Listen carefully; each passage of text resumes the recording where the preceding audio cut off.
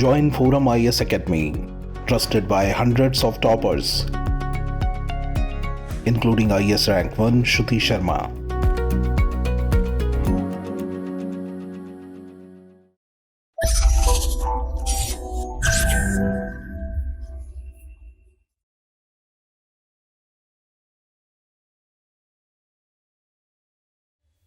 Hello and welcome to ForumIAS. These are the articles that we are going to discuss today. Their relevance for prelims and mains examination are given here. You can look at it for your reference. Let's move on to the first article of the day. The first article is about prevention of sexual harassment, especially in relation to workplace sexual harassment. So this article is in news because of the recent dharna by wrestlers who complained against the Wrestling Federation president, accusing him of sexual harassment. So, what are the issues which are related to workplace sexual harassment? So, basically, there are two types of workplace sexual harassment. One is direct and one is structural or indirect.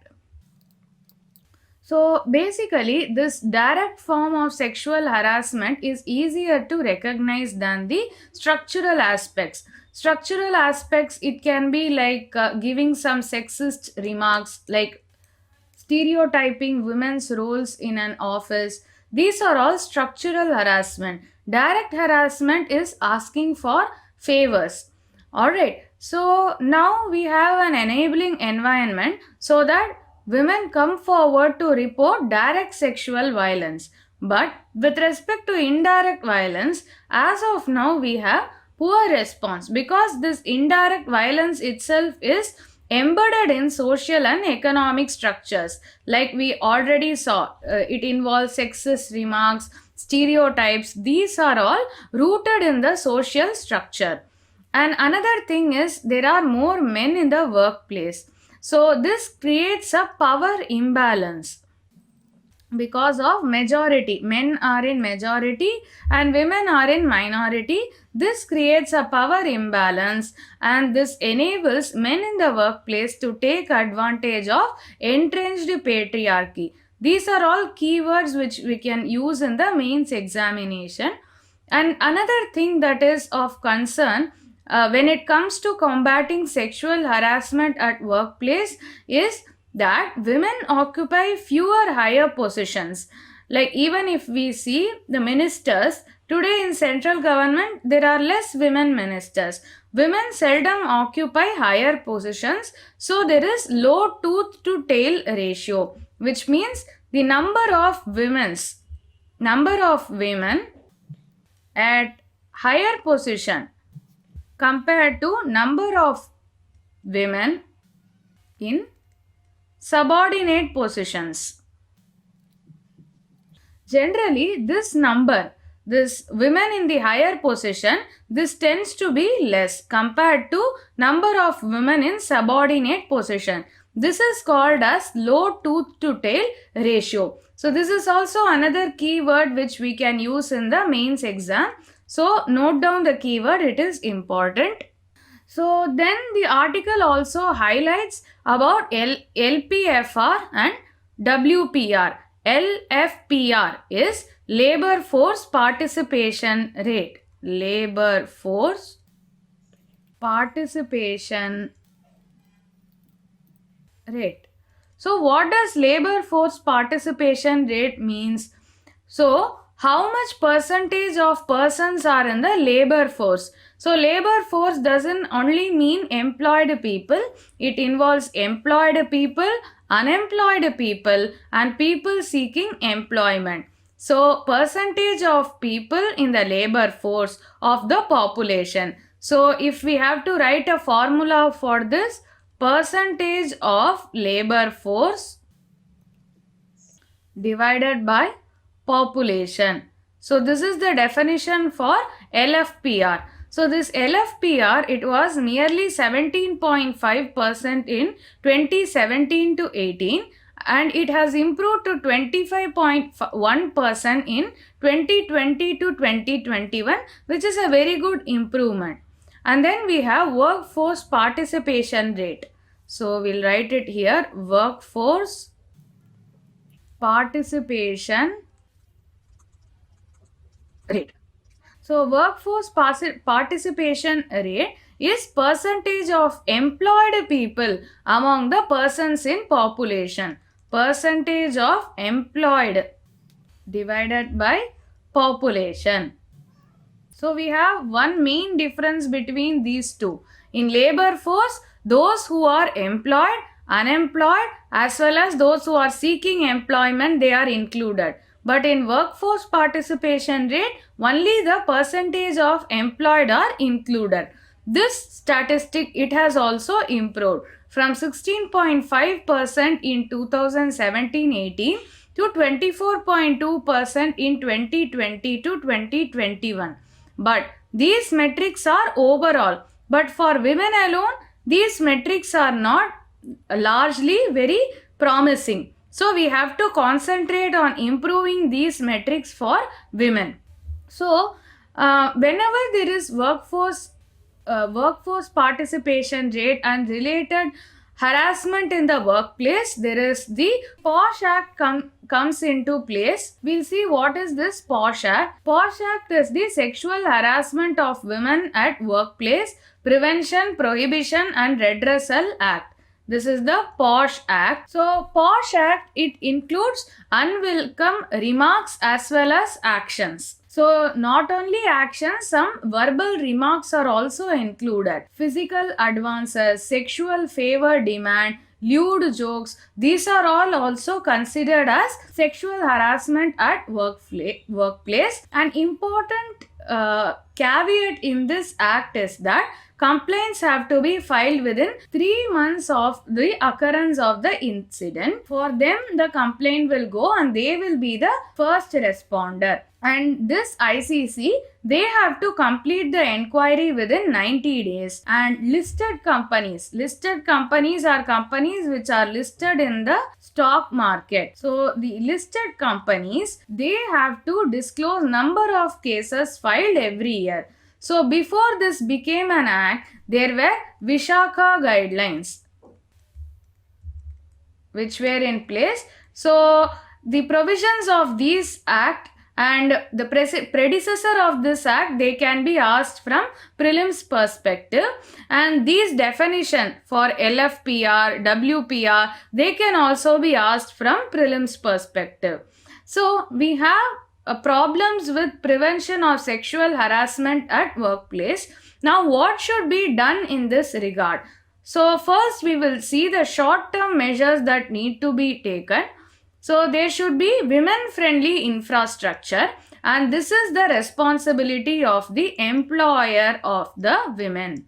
So they should ensure a conducive work environment, and they should constitute internal complaint committee. We saw what are they in this explanation about POSH Act, and there should be spreading of awareness of the law, and there should be some procedure for grievance redressal also. So these are the short-term measures which can be taken. Now coming to the medium-term measure, there has to be increase in female participation in labor force. So now the workforce participation rate for women is only 11%. So this has to increase. For overall, it is close to 25%, but for women, it is only 11%, and we have to bring it as close to this number as possible. And tooth to tail ratio has to be increased. That means in higher position, there should be women. And another thing is, in order to prevent dropouts or attrition, there should be incentives like paid maternity leaves. So these are all some medium-term initiatives to combat sexual harassment at workplace. So the long-term measures have to be to address the deep-rooted structural and cultural violence which puts women in a disadvantageous position. So it is embedded in our culture. and that has to be questioned. So why do women not complain about sexual harassment? So during the Me Too movement, a lot of women came forward, but there was a question, why didn't you come forward earlier? This is because the current redressal mechanism, it is either non-existent or ineffective. In most companies, there are no internal complaint committee at all, and even if they are, then it is also ineffective. And also the complaint is often against the person at the helm, that is at the top position. So in the Wrestling Federation case, the complaint was against the president of the federation. Who knows? He might also be one of the member of the ICC. In that case, how will they gain justice? So this is also one of the reason why women don't come forward. And there is also a culture of victim blaming. Victim blaming. So these are all the reasons why women don't come forward, and it is rooted in the structural and cultural violence which has to be questioned. So how can we do that? It is from the nurture, from the childhood itself. There should be a proper nurture. The mindset of treating men and women as equals, it is developed at an early stage of character formation. So if the parents are treating the male child and the female child equally, then it will show in the nurture, and this male child, when he grows up, he will be a sensitive human being who is not involved in these kind of activities. So the long-term solution is to address our socio-cultural setup. Alright, so in this article we saw about the current problems with relation to prevention of sexual harassment at workplace and what needs to be done in the short term, medium term and long term, and what is the legal mechanism in place. Alright, so we'll move to the next article of the day. It is about the Digital Personal Data Protection Act. We have already seen a discussion on this particular act. Some more points need to be discussed, so I have chosen this article for the day. So the problem with this is, any data protection law, it has to balance two things. One is right to information and another one is privacy. So both of these things should be properly balanced. That is the issue in this particular act. The allegation is that these two elements are not properly balanced. So what are the problems with the DPDP bill is that it is trying to dilute the RTI Act. Say for example, National Food Security Act is there. NFSA is National Food Security Act. Right. So in this act, through RTI, there is a provision which mandates the placing of details of ration card holders, what are the records of the ration shops, how much sale is completed, what is the stock, everything is placed in public domain. So as there is a social audit of the PDS, public distribution system. So this is enabled through the RTI Act. But this DPDP bill is seeking to dilute these kinds of provisions. So the problem is that behind the cloak of secrecy only, the rights of individuals are abrogated. So this sort of dilution of RTI must not be there in the DPDP bill. And one more thing, in RTI Act there is section 8 clause 1J. So it says on what grounds personal information can be denied. So if we raise an RTI request to some government agency, so they can deny if it is a personal information. How to know it is a personal information? The RTI Act itself has these three provisions. So it says that the information sought has no relationship to any public activity or of public interest, and it would lead to unwarranted invasion of privacy, and public information officer, he or she is satisfied there is no larger public interest that justifies this disclosure. So who is this public information officer? So in every department there is a officer who is designated as the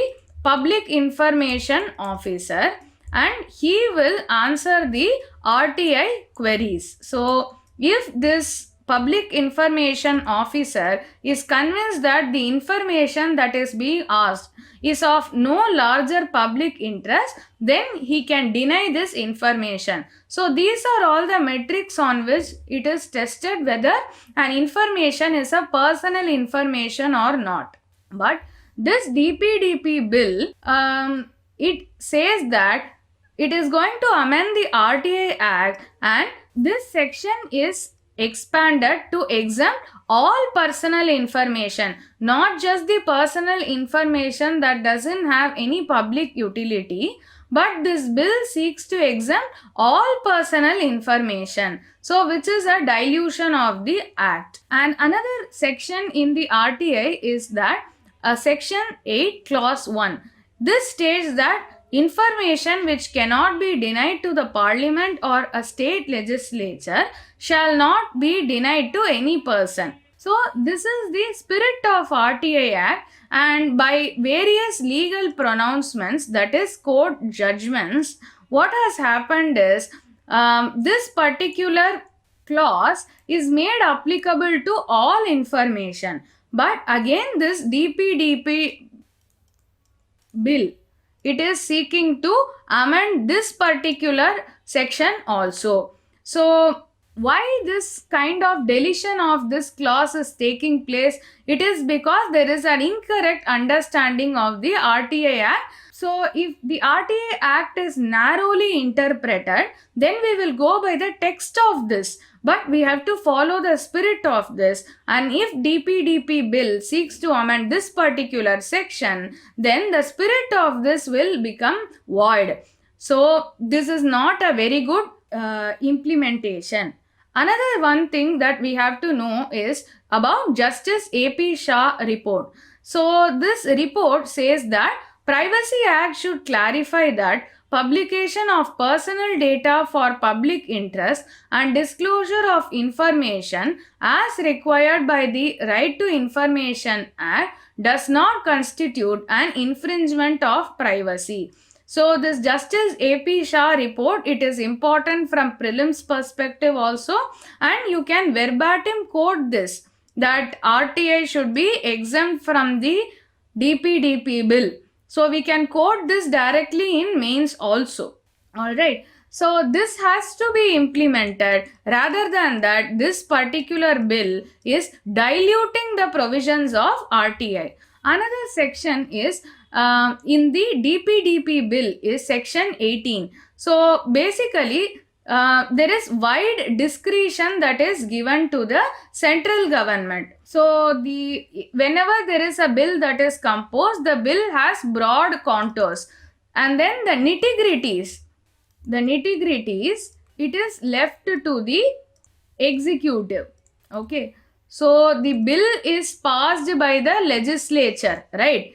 And the nitty-gritties are left to the executive. So what happens is, in this bill, if these nitty-gritties are left to the executive, it gives wide discretion to central government. Say for example, merely by issuing a notification, the central government can exempt any government or even private sector from the provisions of the bill. So this is very dangerous. It actually defeats the purpose of transparency, of disclosure of information. So this is also contested. Another provision is, government is the biggest data repository. Government has lot of data about us. It has the Aadhaar data, it has the PAN card details, it has the ration card details, right? It knows about our transactions through PAN. Everything is there with them, which means government is the biggest data repository. So in that context, the Data Protection Board that is constituted under the bill should be free from government's influence.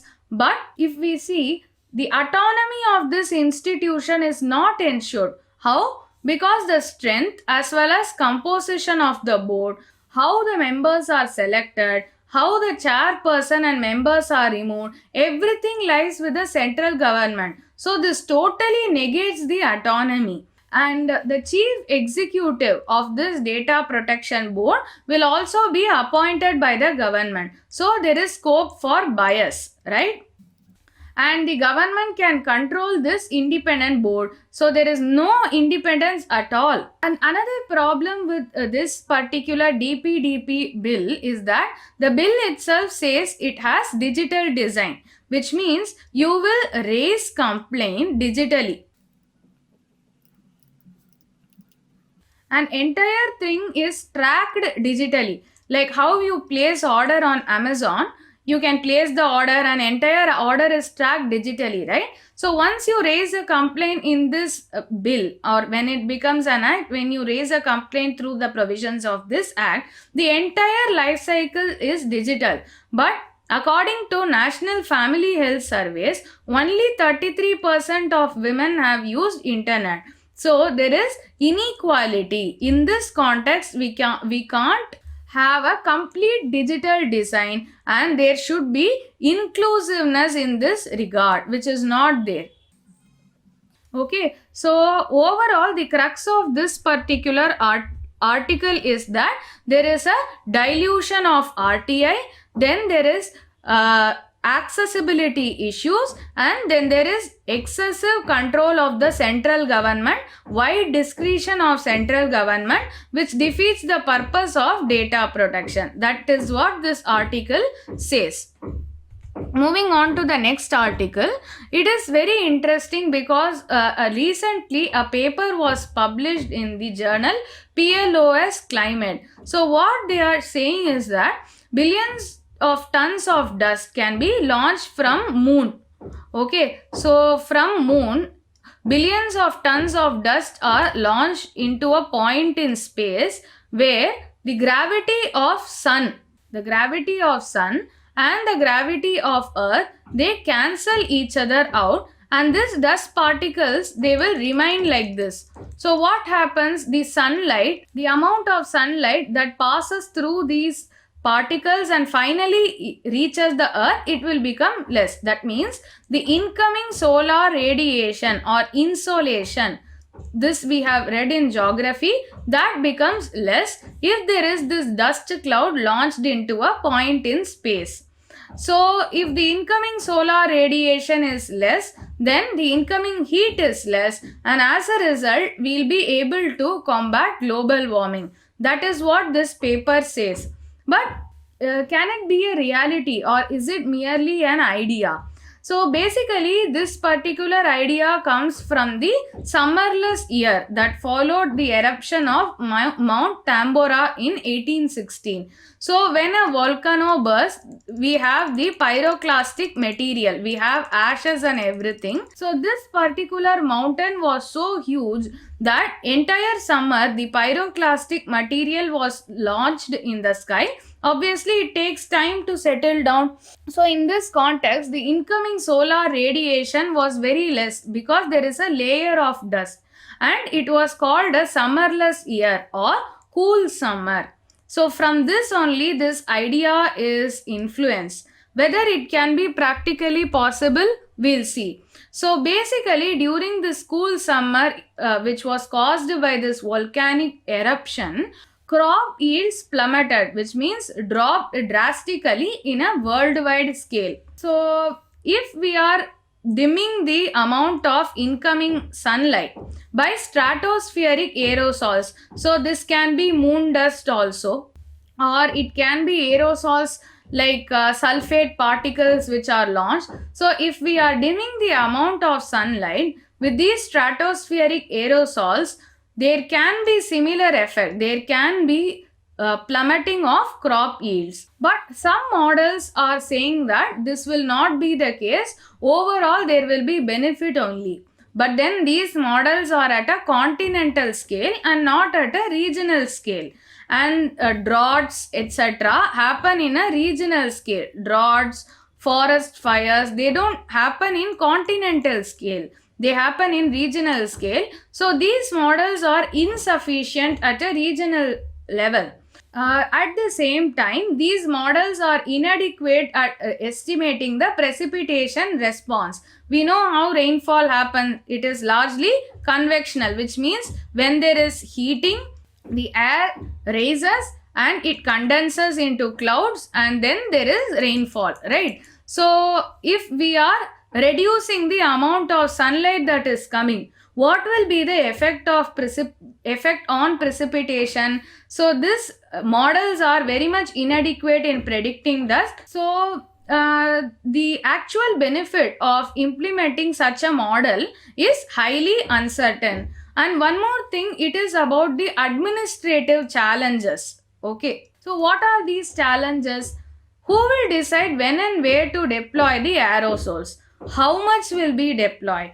Who will monitor the unintended consequence, like droughts or any other? If there is even disruption of signals, anything might happen. So who will monitor these consequences? So if one country conducts an experiment and it affects rainfall in another country, will this country bear the liability? Will there be any compensation? So these are some of the questions which are unanswered. Within the UN Framework Convention on Climate Change, that is UNFCCC, we know, right? We have studied Paris Deal, etc. So in that, there is a loss and damage component, which means during the Industrial Revolution,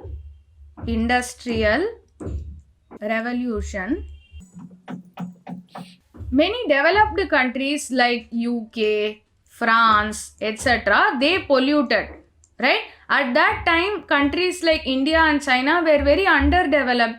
But today, we are also equally facing the brunt of climate change.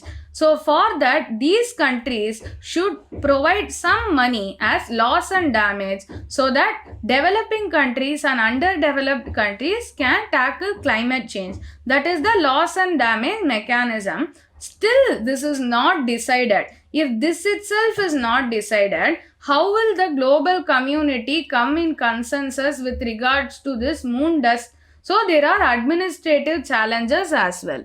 So what should be the way forward? Whoever is involved, they should report the science and technology. That is, whatever research they have done, that should be disclosed along with the consequences. And the deployment. So if such a dust particles are launched, that is the deployment in this case. Deployment, monitoring, verification, reporting mechanism should be democratic and inclusive, which means all the stakeholders, many countries should have stake in this. They should be informed. It should be an informed decision. And there should be agreement on compensation mechanism. Who will compensate? How much will be the compensation? These details should be ironed out properly before implementing such an innovative solution. Alright, so moving on to the next article, it is about the emissions trading scheme. So before learning emissions trading scheme, we should, whatever the center is planning to do in this regard, we should know what is carbon trading and what is emission trading. So carbon trading or emission trading, you see this particular diagram. So in this particular diagram, so surplus of emission allowances. So if you see, they are emitting less, right? And if you see this industry, they are emitting more. So what happens in this case is that government will give some limit for emission.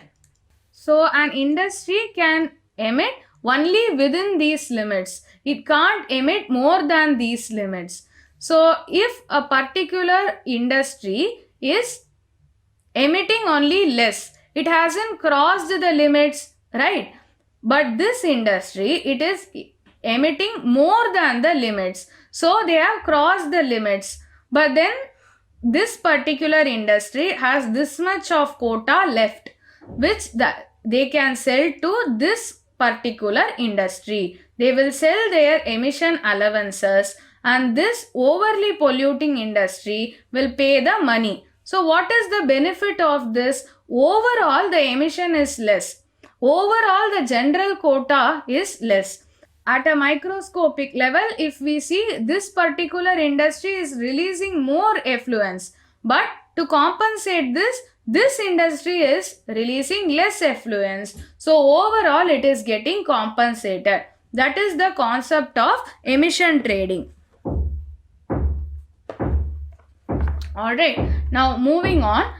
So about this emission trading, center is in the final stage of issuing the notification. So already we have seen, right, emission trading scheme will require polluting industries to achieve certain standards of energy efficiency, and they can trade these achievements. So this particular industry they have achieved, might be they have efficient machinery, right?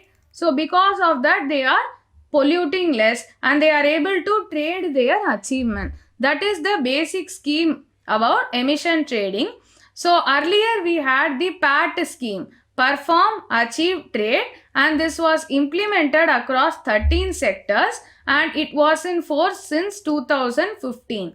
Now whatever emission trading scheme will come, it will be much more comprehensive than this. Only if this comes we will see a comparison between these two schemes. Okay, and one more thing about India is that under the UNFCCC, that is United Nations Framework Convention on Climate Change, India doesn't have any obligation like developed countries like EU. Okay, but according to India's nationally determined contribution in the Paris deal, we have voluntarily pledged these two things. That is, India will cut 45% emissions compared to 2005 levels by 2030 and India will achieve 500 gigawatt renewable by 2030. So we don't have an external obligation, but we have internally determined goals. In order to achieve this particular emission trading scheme will be very useful. So one more thing we have to see in static part is the Energy Conservation Amendment Bill. So through this amendment bill, there are provisions for mandatory use of non-fossil sources. That is solar, we have wind, geothermal, etc. So central government may specify designated consumers. It can be like mining, steel, cement, textile, chemicals, who are all heavy consumers. They have to have a minimum share of energy from non-fossil sources. And for different non-fossil sources, there can be different consumption threshold. Like solar, they have to consume this much. Wind, they have to consume this much. Hydropower, they have to consume this much. So there can be separate targets for each of these non-fossil fuel sources, and it can be different for different types of industries also. And this particular bill also has a penalty element. If these targets are not achieved, there can be a penalty up to 10 lakh. Alright, so this particular article talks about what is emission trading and what is the policy difference, what is the center planning to do, and what are the proposed amendments in the Energy Conservation Act. Moving on to the final article of the day. This article talks about play-based learning material for age 3 to 8. So this is as per the provision of National Education Policy. National Education Policy of 2020. So if we have to have a short refresher of this policy, earlier we had the 10+2 framework. Now we have 5+3+3+4 framework. So 5 years of foundational education. So in this we are talking about 3 to 8 age group, right? This forms a part of foundational education. So this is a part of this 5+3+3+4 scheme. Okay. Then there should be multi-stream. That is, there should be flexibility for students to choose subjects across schemes.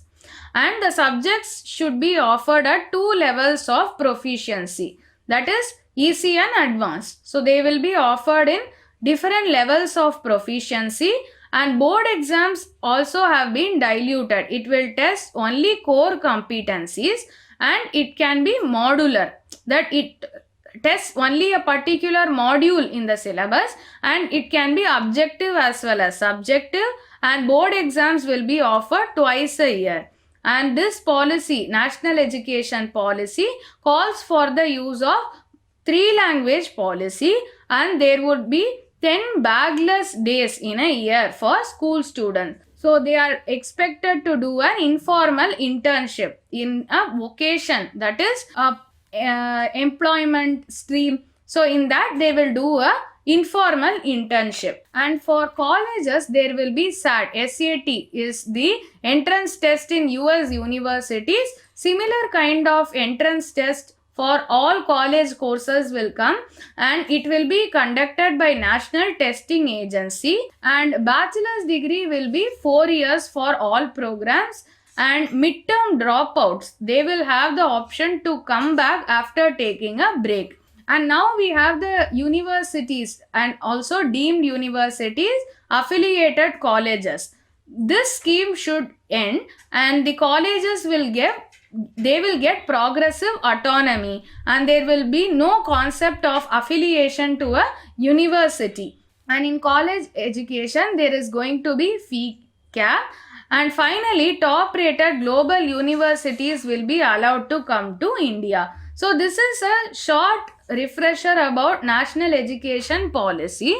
But coming to this article, recently this play-based learning material for age 3 to 8 age group is launched. It is called as Magical Box. So the importance of this is that it is a classroom-based learning without textbooks, and it is based on toys, puppets, story cards, and this comes from the imperative of national educational policy to improve foundation skills for students. So in this magical box, there are technology elements, QR codes. So teachers can access these QR codes, and through that they will get access to poems, storybooks, flashcards, etc. Okay, so in this curriculum, teachers will enable conversations, storytelling, toy-based learning, songs, rhymes, music, arts and craft, indoor and outdoor games, spending time with nature, field trips. So they will be learning from hands-on experience rather than books. Okay, so that's it for the discussion. We'll go to the questions. Which of the following adopted a law on data protection and privacy for its citizens, known as General Data Protection Regulation, in April 2016 and started implementation of it from 25th May 2018? A. Australia, B. Canada, C. the European Union, D. the United States of America. So this is the GDPR. It's very famous and it was implemented by EU. Answer is C. Okay. Moving to the next question. Consider the following statement regarding rise in temperature.